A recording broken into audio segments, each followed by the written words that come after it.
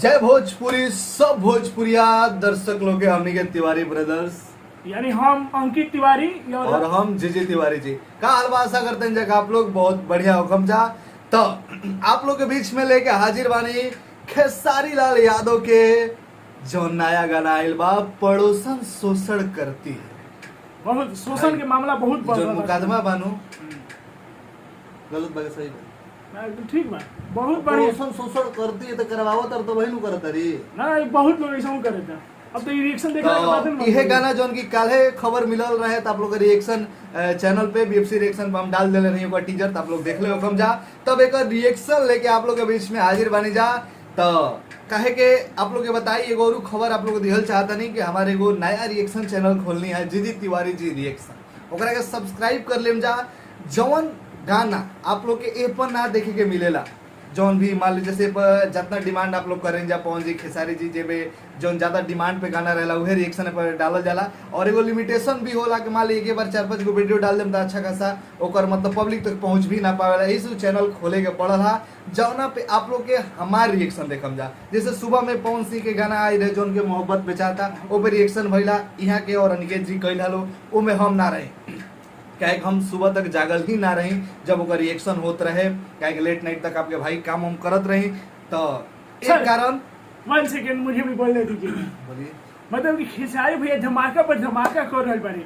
हम देखो तनी कि गाना के 2 लाख से भी ज्यादा लोग देखले बा बहुत जल्दी ही यानी कि गाना के प्यार दुलार दे रहल बा जबरदस्त बा। लेकिन एगो शिकायत बा कि हम शिकायत नहीं करत कमेंट आप लोग हमारे पिछले अभी दुगो जौन खेसारी जी के गाना पर रिएक्शन के बानी 2-3 गो वीडियो पे लगातार उ भाई कमेंट कैले नाम ना ले उ कहले कि मतलब खेसारी जी एक दिन में उनकर ऐसा हाल भइला कि 2-3 गो गाना रिलीज भइला बैक टू बैक। ऐसे कोनो ये पब्लिक के समझे में नहीं आवत कभी पब्लिक के पता भी नहीं चल पावत कि कौ खेसारी लाल के आखिर गाना रिलीज होता। तो कुछ दर्शक की शिकायत बा कि खेसारी जी 1-2 हफ्ता में एको गो गाना लेवल करस बड़ लेवल के।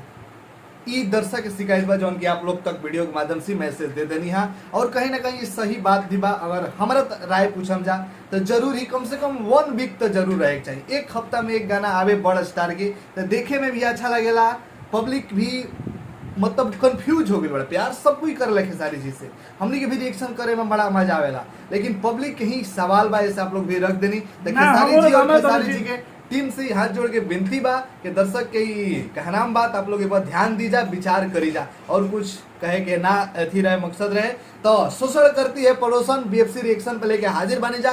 उ रिएक्शन चैनल के नाम बा जीजी तिवारी जी रिएक्शन सब्सक्राइब कर ली जा। ओकरा पर रोज एगो दूगो आप लोग रिएक्शन हर एक जितना भी भोजपुरी में अच्छा गाना बनता हम चुन चुन के अपना हिसाब से ऊपर रिएक्शन करम चाहे जौन भी स्टार को के। और जौन बीएफसी रिएक्शन बना देखे के मिलल है जैसे जौन मोहब्बत बेचाता ओकर रिएक्शन में हम नहीं कैले अभी तक कितना दर्शक लोग बाद हमसे प्यार करेला वो हमारा रिएक्शन देखल चाहता तो वो चैनल पे चढ़े वाला बा आज शाम के। लेकिन ओकरा पहले आप लोग के ई रिएक्शन जौन बा बीएफसी पे देखे के मिल जाई। तो चलिए शुरू कर जाओ रिएक्शन। ओकरा पहले गाना के बारे में थोड़ा डिटेल बात कर लिए जाओ बताओ डिटेल में। तो गाना के लिखले भाई रोशन सिंह और ना गाना में म्यूजिक देले भाई रोशन सिंह और लिखले भाई सोनू सभा के आ रहा छोट बड़े और नए नए पढ़े वाला ज्यादा ध्यान लगावे। और सबसे बड़ बात बाकी भाई समझ के अपन और सबसे बड़ बात बाकी गाना के एगो नया सोनू सरगम आरा जी हमारा ध्यान पे बस सोनू सरगम आरगा हमारे लगा दी के गाना लिखे हमारा ध्यान पे अगर बताइम जा अभी कंफ्यूज बनी कि राकेश मिश्रा का जो गाना हिट भइल वो शायद ये लिखले बारे ना दूसरे पता ना हमरो नहीं मालूम। अच्छा हमने का बता हमारे ध्यान के नाम सुनले बानी वीडियो डायरेक्टर बड़े पंकज सोनी जी के भी नाम सुनले बानी। चली देखल जाओ का नया कैले बड़े।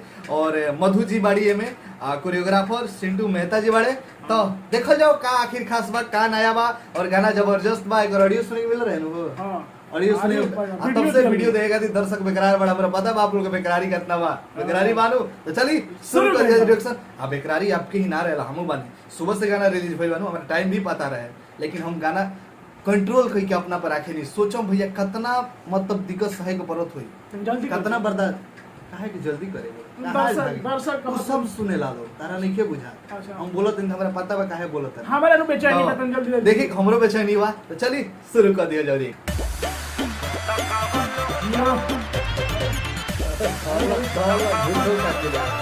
ये शोषण होता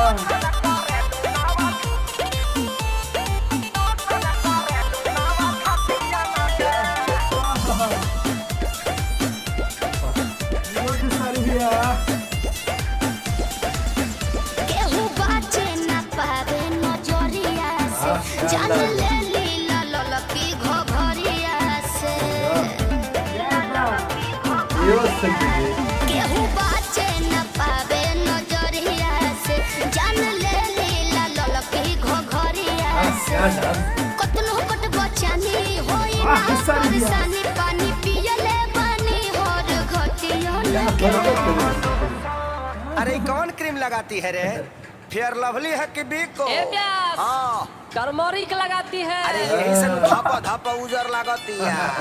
तो कहाँ लोसन लगा रे लुबे हो पड़ोसन की सोसन करे लुनाव छटिया न कर क्या लाइन बा पड़ोसन की सोसन करे लुनाव छटिया न कर क्या स्टेप बजा तारा ना बुझाई जबरदस्त स्टेप बजा अरे के सर भैया और सरकार का मतलब वाह सैल्यूट पर सोनी जी पंकज सोनी जी मेहनत करे बानी सर भैया गाना देखते ही नाचे के मन करे लगेला।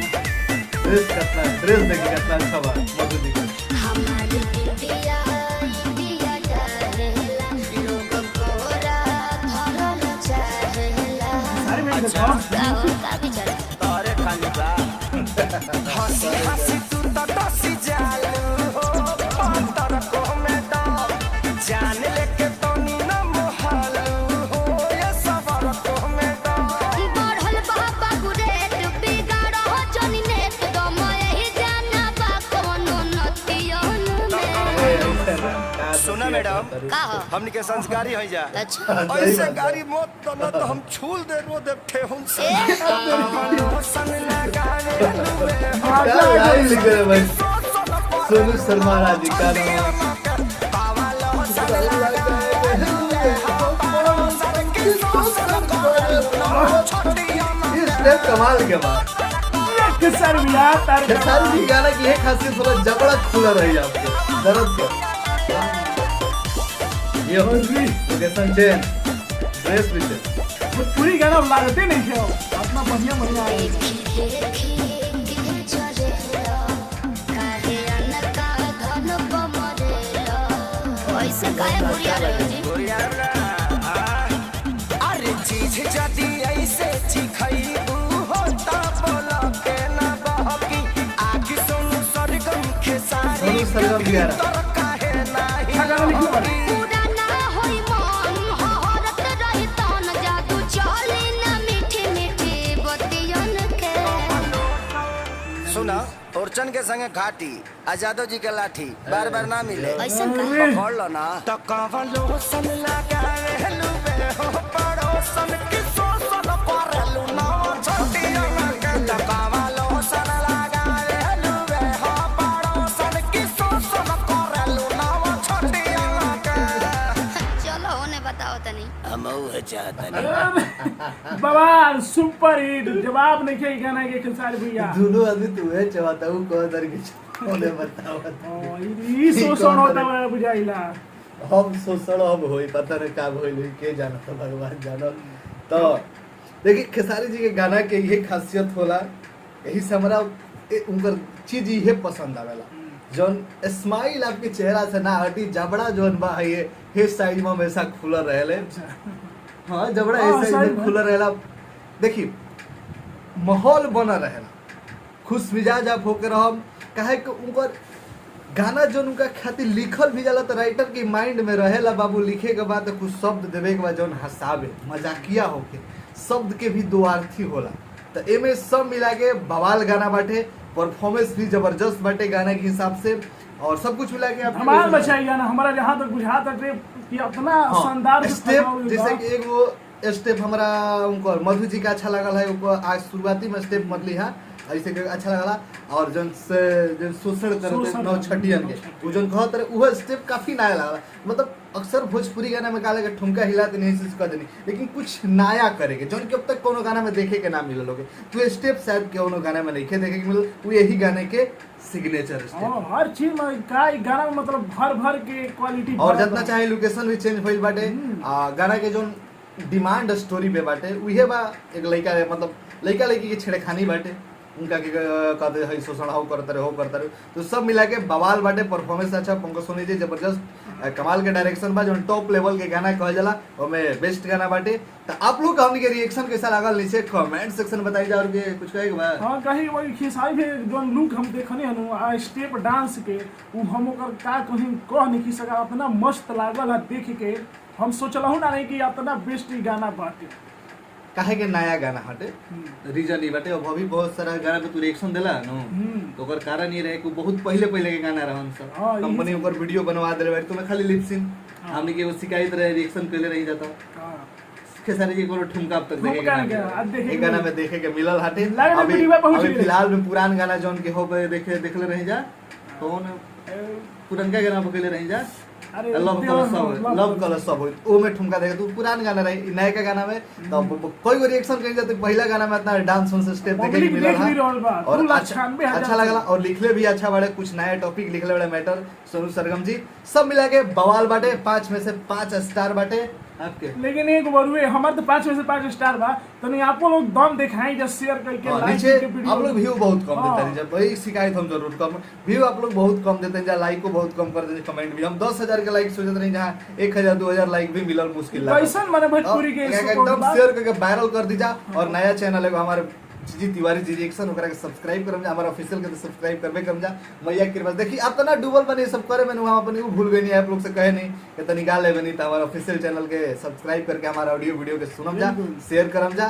और एगो नया रिएक्शन चैनल खोले बनी जे पे और भी भोजपुरी के हम अपना हिसाब से देखम कि जौन भी भोजपुरी में अच्छा क्वालिटी के वीडियो बन रहा बड़े सब ओकर पे रिएक्शन करे लायक बा। आप लोग तक कुछ चीज लेवल जरूरी बा तो रिएक्शन होई जी तिवारी जी रिएक्शन बने।